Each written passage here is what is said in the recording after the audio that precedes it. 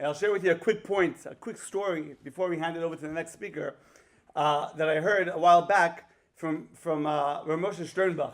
He's a Av Beit Din in Yerushalayim.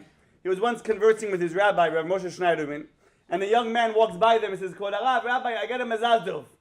Ah, what happened? He said, I'm getting married next week. Give me a bracha. So the rabbi tells him, like, what bracha do you want? What bracha do you want? He says, give me a bracha that I should have a beautiful marriage and everything should be flowing beautifully, everything should be so smooth and everything this and everything that. So the rabbi responded to him, I'm not giving you a bracha. Why not? Because my bracha won't work. There's no such thing as a beautiful, perfect, smooth marriage. If you want, I'll give you a bracha that you should overcome the challenges of marriage life. You should have the wisdom to say the right things and do the right things. That's a bracha I would give you. And be'emet, Morai v'Rabotai, that's a bracha we all need, myself included. That we should have the chokhmah to know how to navigate through the different challenges. And the purpose of tonight's event is to maybe open up your eyes to different ideas you never thought about, to different concepts that you never really crossed your mind. And Be'ezrat Hashem, every single one of us should get chizuk to improve Aleph Shalom Bayit, and hopefully also give the proper chinuch for our children. So once again, it's a great honor for me to be here, and I really hope we will be able to inspire in one way or another, Be'ezrat Hashem. Do you make money to live, or do you live to make money? Do you make money to live, or do you live to make money? Most people here in America, they live to make money. You know, the Jewish way is, I gotta make money to live. I gotta cover my costs, my rent, my tuition, the food, whatever expenses I have. So when you have a shot like that, the woman, should she work, should she not work? The husband wants her, she doesn't want. This is a very subtle question that the two have to really sit down and weigh the pros and cons. I myself had that situation in my own house. Baruch Hashem, we sat down, we discussed, we even had some guidance in this matter to figure out what is the proper approach to make sure, A, we have the proper chinuch in the house, and B, to make sure we're able to survive financially. So like Rabbi Rudenberg said, I think, there has to be some sort of basic understanding of priorities and knowing what is most important in this home. What do you guys need? What is not needed? And Be'emet, do this in partnership. I don't know if it could be mechayev someone. There's a ksuva, there's a certain obligation a man has, a certain obligation a woman has. But at the end of the day, communication could lead to proper results. If they sit down and discuss the pros and cons, and logically and respectfully, I think they could get to some sort of conclusion where maybe she doesn't have to work a full day, maybe a little less, maybe he could drop a little bit from his job so she could work a little bit more. But at the end of the day, they have to take the big picture, their family, into account when we're making this decision, and not just thinking about, we want to have this dream house or we want to have this dream vacation every single year. When it comes to respecting, not just Shabbat, respecting parents, these things don't just happen overnight.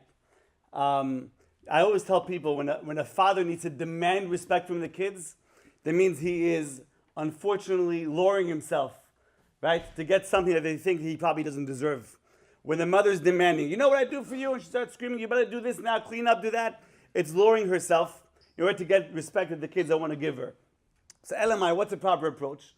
To get the proper respect for the parents, the dugma, the father should be praising the mother to the children. You know what your mother does? She wakes up in the morning and she does this and she cooks and she does that and she does this. Now the father is giving over compliments about the mother. And as well, the mother comes over to the kids about their father. You know how great your father is, how hard he works, what he does to make sure you have the food on the table and the toys and this and that. What happens is they're gaining respect for the other parent through the other parent. And it's coming in a very subtle fashion, in a very beautiful fashion. Now when it comes to mitzvot, Shabbat, Kiddush, and the other matters that he was discussing, you have to realize if the father is sitting at the Shabbat table, all grumpy, where's this, where's that, why is this not ready, come on, let's go, let's get things moving, then the kids see Shabbat as a annoying part of the week, where the father's always complaining, the mother's always rushing, she's always frustrated. But if the parents come into Shabbat, and they have this huge smile, they feel all positive, and they're making it out to be an exciting thing. Okay, everyone, let's go, we're going to start singing Shalom Aleichem, and you're going to have candies next to you, like I don't spoil my kids too much, I have Twinkies. Whoever sings the best gets Twinkies. Some people hand out sour sticks and that. Something very simple. Gets them excited, and we're all singing together, and we all have to answer Bachur Shema and Amen to certain brachot, and answer to everyone. You're making it to some sort of exciting atmosphere. Next thing you know, they want to cooperate. They want to be part of it. And they won't be sitting on the couch during Kiddush. They'll be sitting on the table during Kiddush because they see there's something additional that's going to come out of it besides just some ritual. It's an exciting ritual that the whole family gets together to do as one. You know, they say that not all mama boys are created equally. I'll explain to you what that means. I've said this for quite some time. There's many reasons why a mother's attached to her son. And you really have to try to analyze and see what the cause is in your relationship. Sometimes you can have a mother that her husband was never there for her, chas v'shalom. And she was basically raising the kids on her own, and she was doing things on her own. And there came along that one son that became her husband, quote unquote. When it came to taking care of things at home, he was there. Changing the light bulbs and moving this around and moving that around, doing the shopping. So what happens is that she kind of connected to him as her go-to guy. And l'tzarenu harav, when that son gets married, she forgets to let go of him. So that's one cause. Another cause could be maybe because that the son himself was very unstable as a youngster. He needed that emotional support, that love from his mother. He was always coming to her, and he was always maybe not succeeding in certain areas in life. So she always gave him that warmth and that hug, and that connection continues beyond marriage as well. In certain cases, maybe the mother really is a very tough cookie, and she's very demanding and very controlling. Could be all of the above. So the first thing you have to really do is see what the source is. You know, that connection could be a legitimate connection. That connection could be something that is real, and you have to do b'chokhmah. You have to know how to talk to him and see what the real reason is, and not just look to insult him and say, I don't know why you married me. Well, you might as well go live with her. You know, leave me alone. You have to be extra sensitive because you never know what the cause is. So that's number one. You got to dissect and see what the underlying reason is and try to maneuver your way around it properly and professionally. That is a very sensitive topic. Unfortunately, we hear this a lot, dealing with about 3 couples a day. L'tzari harav, many of the problems we have in our community is this issue of mother-in-laws being aggressive, either with their daughter-in-laws, or yes, sometimes with their son-in-laws as well. That also happens. And that's something that is a very sensitive topic, that you need a tremendous amount of chokhmah to be able to navigate around it. With this being said, unfortunately, I've seen numerous times over the past 12, 13 years that certain mother-in-laws, or father-in-laws for that matter, let's not just pick on mother-in-laws, that are what they are, and it's almost like you're talking to the wall. You can't change them. It is what it is. And sometimes the couple, the husband and wife, that are experiencing this issue, must support each other. He has to tell his wife, listen, I got your back, I know you're right, but this is a losing battle. You know, and the more I talk to her, it gets worse. She doesn't listen. You know, you should know that we're there once in a while, whether it's for Shabbat or a holiday or a Sunday, whatever it is. You know, we'll just swallow it up, just for shalom bayit purposes. But you should know she's 100% wrong.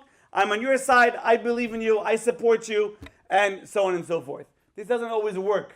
Every single case, like I said, has to be dealt with accordingly. Sometimes, because everyone gets all emotional about their mothers, you may need to sit down with your rebbitzin, with your rabbi, with a marriage therapist, just to make sure you guys do the right thing. Because if chas v'shalom you do the wrong thing, and that mother-in-law or father-in-law gets aggressive and starts interfering, things can get very, very tricky.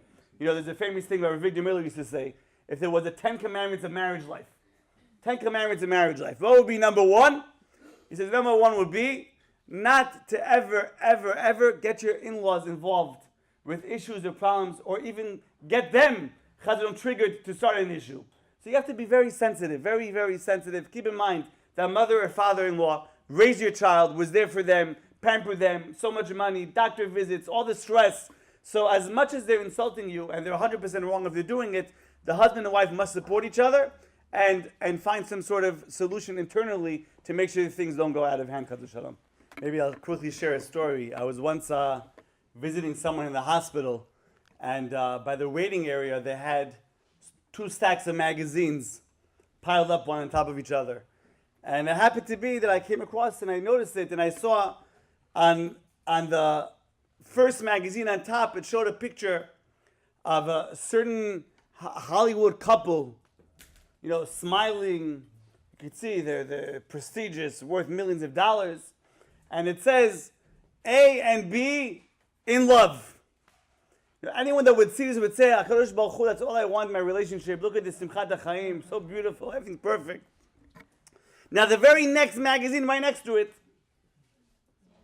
had a picture of the same exact couple, still worth millions of dollars. It's only 2 issues later, one in January, one in, say, March. And it has like a lightning bolt separating the two of them. And it says A and B split up. How could you go from being in love 1 month and then splitting up a short time later? Elamai, there's a famous statement in Hebrew. En lahem ahava, yesh lahem ta'ava. They don't have love, they have desires for each other. You know, this concept that we hear today, people would see someone, oh wow, I really love her, I want to date her. How could you love her? You don't know who she is.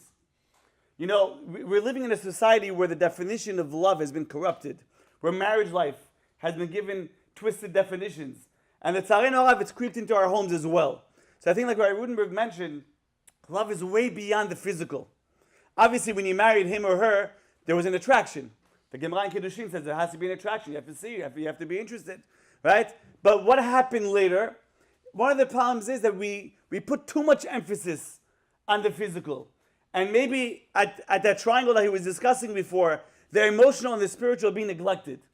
And if Be'emet, you start focusing more on looking for common goals in a spiritual perspective.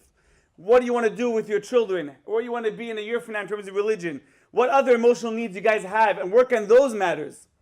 Then you'll see that the physical starts fitting in beautifully as well. Yes, it's true. A lot of guys complain that my wife, when she goes outside, she goes to the cleaners. She has her makeup and she has this, she has that. But at home, mamash, kilushe. So it's true. Like the Rabbi mentioned, we have to always keep ourselves as much as possible on top of the game. A person has to realize a lot of stress at home. Baruch Hashem, people are working hard. There's children, you can't always expect certain things. But again, the physical is not the definition of attraction. It's not 100% definition. There's a lot of other elements that we must take into account. And if you don't, and you feel this problem of attraction, start working on those elements. Start working on the spiritual and the emotional, and you'll see, man, how much closer you get to each other.